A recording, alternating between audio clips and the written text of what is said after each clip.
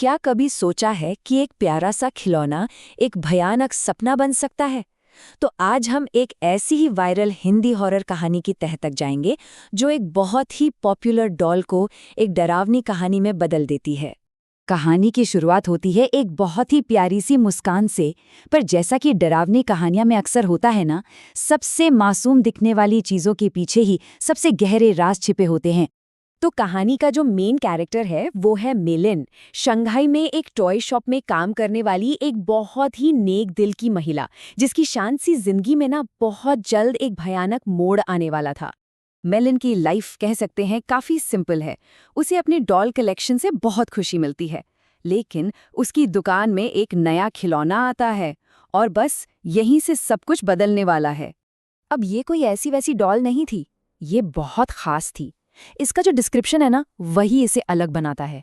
इसे इतना ज्यादा सुंदर बताया गया है कि मेलिन फौरन इसकी तरफ खींची चली जाती है। मेलिन तो जाहिर है बहुत खुश थी। वो इस डॉल को अपने प्यारे कुत्ते बाओ से मिलवाती है, लेकिन बाओ का जो रिएक्शन था ना, वो पहला इशारा था कि कुछ बहुत ही ज्यादा गड़बड़ है। मतलब जहां बाओ को खुश होना चाहिए था, उत्साहित होना चाहिए था, वो इस नई डॉल से बुरी तरह डर जाता है। और ये एक ऐसी बात थी, एक ऐसा कॉन्ट्रास्ट था जिसे मेलिन शुरुआत में खैर नजरअंदाज कर देती है। लेकिन बाओ का डर तो बस एक शुरुआत थी। इसके बाद तो अजीब और डरावनी घटनाओं का एक पूरा सिलसिला शुरू हो जाता है, और वो भी बहुत तेजी से। यकीन मानिए, सिर्फ 48 घंटों के अंदर मेलिन की पूरी पर्सनैलिटी बदल जाती है। उसकी जिंदगी मानो बिखरने लगती है, और इस सब का क्लाइमैक्स एक बहुत ही भयानक और बिल्कुल असली लगने वाला बुरा सपना था। वो पसीने से भीगी हुई, कांपते हुए इस खौफनाक सपने से जागती है, लेकिन उसे इस बात का जरा भी अंदाजा नहीं था कि असली खौफ तो अब शुरू होने वाला है। वो देखती है कि लाबूबू डॉल उसके ऊपर बैठी है, जबकि उसे अच्छी तरह से याद था कि सोने से पहले उसने डॉल को एक शेल्फ पर रखा था। तो फिर वो वहां कैसे आई? और फिर आती है अगली सुबह, जो कहानी का सबसे सबसे भयानक मोड़ साबित होती है। मेलिन का दिल बैठ जाता है। बाओ कहीं नहीं था। वो घबराकर पूरे घर का कोना कोना छान मारती है, पागलों की तरह अपने प्यारे कुत्ते को ढूंढती है। उसका जो सबसे बुरा डर था वो सच हो रहा था। बाओ घर में कहीं नहीं था। और फिर वो किचन की तरफ जाती है, और वहां उसे कुछ ऐसा दिखता है जिससे उसकी रूह कांप जाती है।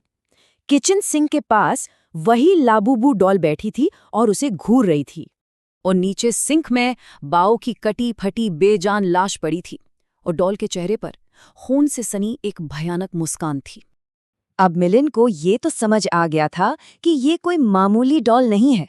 वो घबराकर जवाब ढूंढने के लिए इंटरनेट पर जाती है, और उसे पता चलता है कि जो उसके साथ हुआ वो अकेली नहीं है। मतलब एक पैटर्न साफ नजर आ रहा था। उसका अपना पर्सनल हॉरर एक ग्लोबल घटना का हिस्सा था। ये सब जानकर वो बुरी तरह घबरा जाती है और इस सब से छुटकारा पाने की कोशिश करती है। उसे लगता है कि चलो अब सब खत्म हो गया, वो आज़ाद हो गई है। वो फौरन अपनी बहन को फोन करके सब कुछ बताती है, लेकिन कहानी अभी खत्म नहीं हुई थी। श्राप अभी भी बाकी था। ये मेलिन की कहानी का बहुत ही खौफनाक अंत था, लेकिन ये अंत एक और भी गहरे और डरावने राज का दरवाजा खोलता है। तो सवाल ये उठता है कि आखिर इस शापित गुड़िया के पीछे कौन सी सुपरनैचुरल पावर हो सकती है? और ये जो अर्बन लेजेंड है, ये एक बहुत ही पुराने और खतरनाक वजूद की तरफ इशारा करती है। और ये कनेक्शन इस कहानी को सिर्फ एक भूतिया डॉल की कहानी नहीं रहने देता। ये इसे एक डेमोनिक पोजेशन का केस बना देता है, जिससे डॉल की वो बेहिसाब ताकत और नफरत की वजह समझ में आती है। मामला इतना गंभीर हो गया कि इस पर जो रिएक्शन आए वो भी बहुत सीरियस थे। कई देशों में इसे ऑफिशियली बैन किया गया, और कुछ जगहों पर तो इससे निपटने के लिए आध्यात्मिक तरीके भी अपनाए गए। तो आखिर में ये कहानी हमारे सामने एक सवाल छोड़ जाती है। क्या लाबूबू डॉल वाकई में शापित है, या ये सिर्फ एक डरावनी कहानी, एक मॉडर्न अर्बन लेजेंड? यह हमें सोचने पर मजबूर करता है कि इंटरनेट के इस दौर में डर कितनी तेजी से फैलता है, और कैसे एक बच्चे का प्यारा सा खिलौना एक बहुत पुरानी और खतरनाक बुराई का सिंबल बन सकता है।